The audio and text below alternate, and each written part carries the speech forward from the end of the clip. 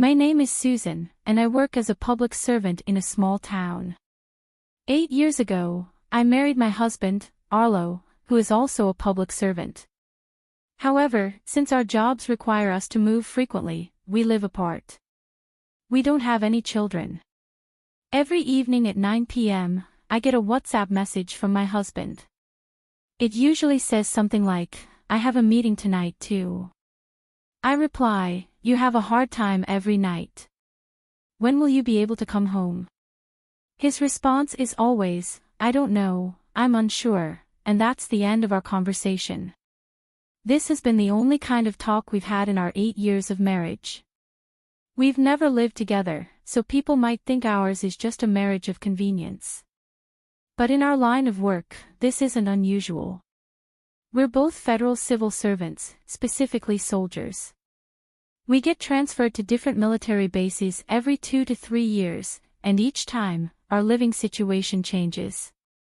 2 years ago, during one of our WhatsApp chats, I asked, should I buy an apartment in Jackson, Mississippi, my hometown?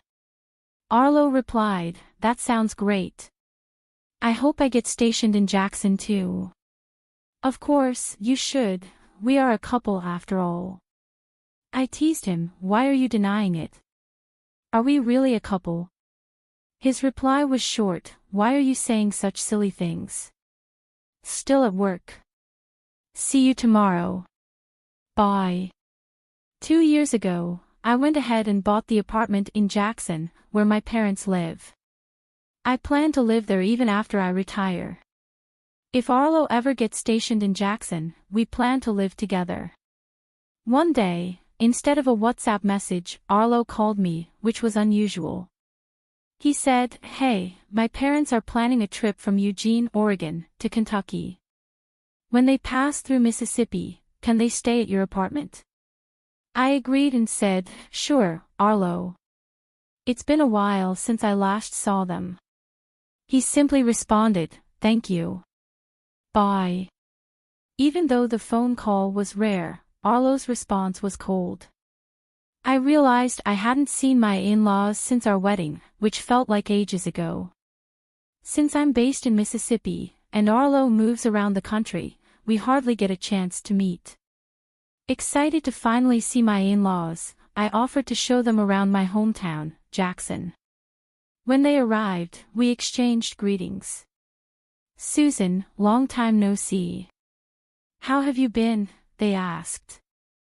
I replied, "I'm doing well, thank you." Arlo's parents apologized for not meeting up more often because Arlo lives alone most of the time. I reassured them, saying, "Don't worry, we're like air to each other." That's exactly what it felt like. Arlo and I were like air to each other, neither close nor distant.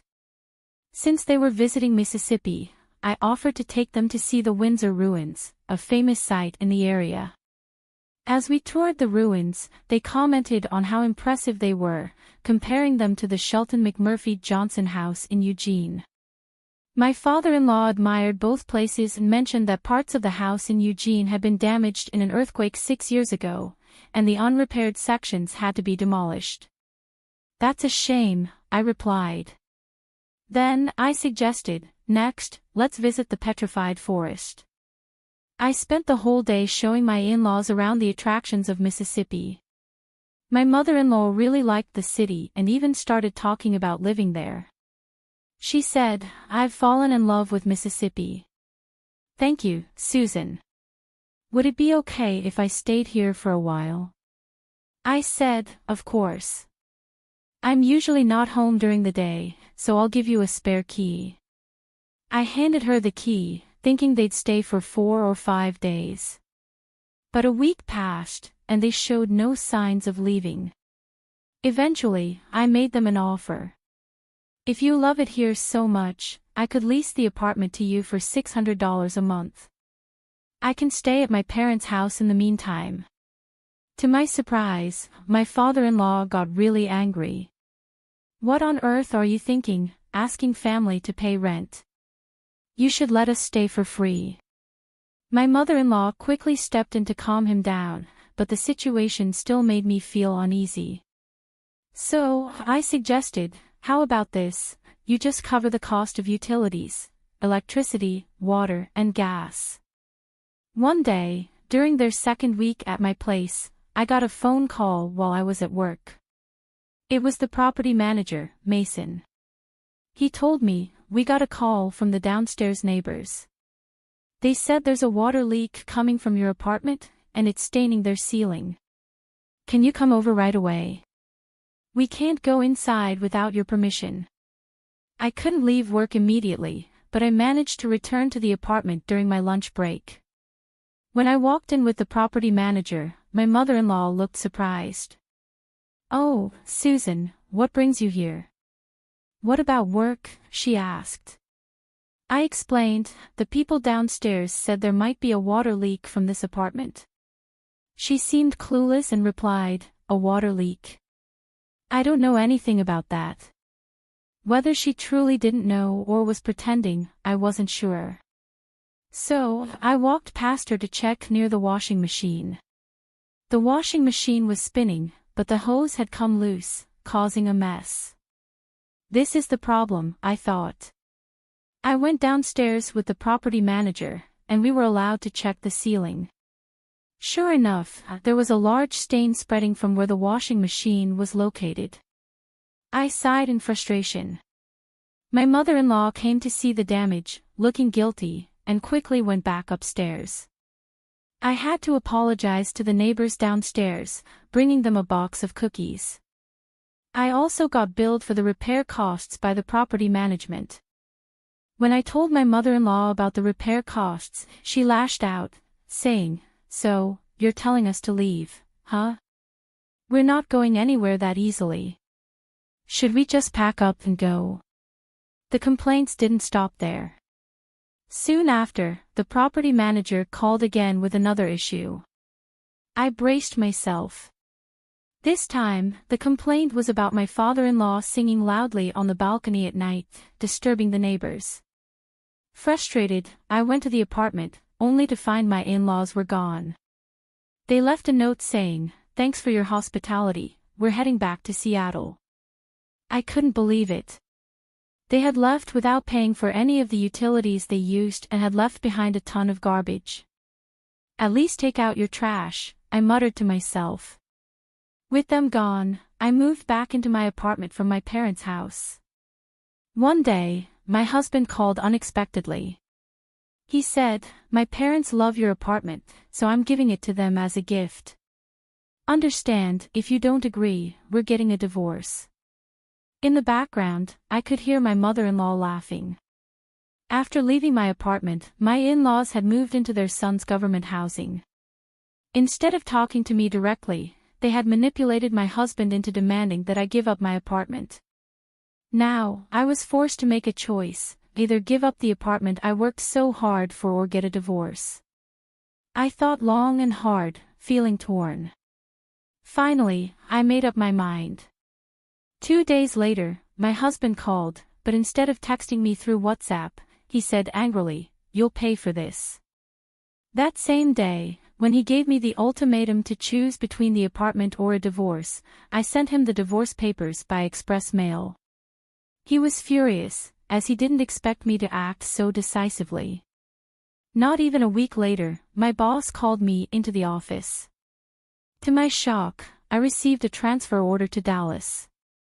It turned out that my ex-husband, who handled personnel, had pulled some strings to harass me because I refused to give up my apartment. I won't forget this, I thought. But what about my apartment? Should I give in and rent it to my ex's parents? I wasn't sure what to do, so I went to see the legal affairs officer at my workplace. The officer told me, "You have no connection to your ex-husband anymore, so you're not related to his parents either. I think you should rent it out as a landlord." That's exactly what I was thinking.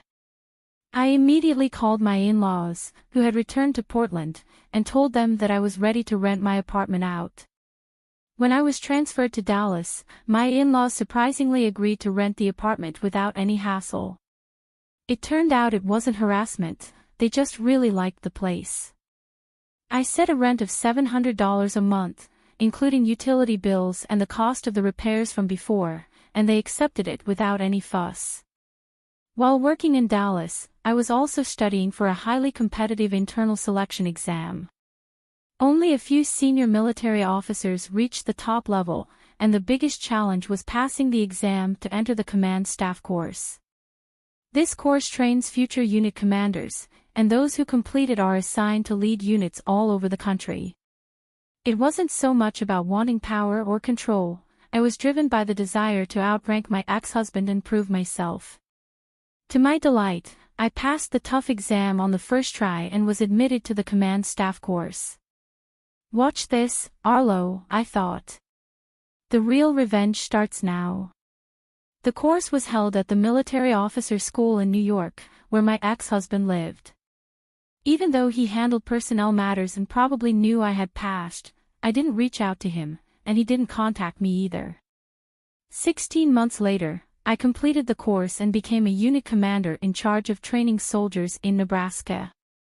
Coincidentally, my ex-husband was also assigned to Nebraska, where he worked at the Regional Cooperation Headquarters, handling military and local community relations. Thanks to the internal exam, I now outranked him. One day, during a training session for newly arrived senior officers in Nebraska, my ex-husband saw me and came straight over. The first thing he said was, "Why are you wearing a rank insignia that's higher than mine?" His outburst caught everyone by surprise, including the higher-ups around us. I calmly brushed it off, feeling satisfied inside. I thought to myself, I'm no longer stuck with someone like you. It was a beautiful, sunny Sunday, the day of the annual base open day. This event gave regular citizens a rare chance to interact with military personnel. The atmosphere was lively, with children and adults cheering as they admired the tanks on display. The combat training simulation, where soldiers descended from a helicopter in an acrobatic, Spider-Man-like fashion, left everyone amazed. People were taking photos with soldiers in camouflage, and many were excited to grab commemorative merchandise. As a training coordinator, I was stationed at a booth where citizens could try out the forward-leaning rest position alongside active servicemen. That's when my ex-husband appeared, bringing some members of the Parents Association. Seeing him made all my pent-up feelings of revenge toward him and my former in-laws flare up. It felt like the perfect moment to act. This is my chance for revenge, I thought without hesitation. I called out to my ex-husband and his parents, inviting them over to the booth. Reluctantly, my ex-husband joined in. I handed him an iron helmet and lined him up with the other servicemen. "All right," I announced. In the military, we give everyone a number instead of calling them by name. "I'm going to start the numbering," the person on the right says 1, then the next person says 2, and so on. I placed my ex-husband in the number 1 spot, lining him up with a mix of servicemen and regular citizens. "Numbering, start." I called out. 1, he said slowly. "You're too slow. When I say start, you respond right away." I snapped. Watching my ex-husband stand at attention like a soldier made me want to laugh. This is hilarious, I thought. Next, we moved on to practice the forward-leaning rest position. The instructor, a serviceman, explained the procedure. After the participants practiced several times and got the hang of it, I took over. "Now, we're going to simulate combat training," I announced. "Soldiers, be mindful of where you're pointing your muzzles. For those without guns, just pretend." I gave orders to the 9 participants. "Target the tree ahead. Move forward, but stay low, using the tree as cover. Keep your guns pointed toward the enemy and move in teams using a bounding overwatch technique." Then I gave the command, number 1, bounding overwatch, move forward. I decided to push my ex-husband to his limits with my orders. "What are you doing, number 1? You're too slow. Move forward," I yelled. My ex-husband, reluctantly, followed my commands. "Number 1, you're standing too tall. You're going to get shot." Do you want to die, number one? I kept pushing him as he crawled around on the ground with his rifle, looking completely defeated under the hot sun. He barely managed to say, number one. Your voice is too quiet. Say it again. I ordered. Suddenly, laughter erupted from the crowd. The spectators, who didn't know we were ex-spouses, thought it was funny to see a female commander bossing around a male soldier. However, my ex-husband's parents watched with grim faces. In the military world, rank is everything. My ex-husband had always used his higher rank to try and dominate me, both at work and in our personal life. There's even a saying that there's a rank system among military wives. His parents, who had always looked down on me, loved the attention he got, even though it was more because of his rank than his character. Fueled by frustration, I took the selection exam and passed it on the first try, completely flipping the situation. It felt amazing to show my ex-husband and his parents who was really in charge, especially in front of them, as they had always thought their son was so important. The way I berated him had a huge impact on them. A few days later, my ex-in-laws called to say they were moving out of the apartment. This meant I could finally stop commuting from my parents' house and move back into my own place. Ironically, I still run into my ex-husband here and there, and seeing the grimace on his face each time has become a secret little pleasure of mine.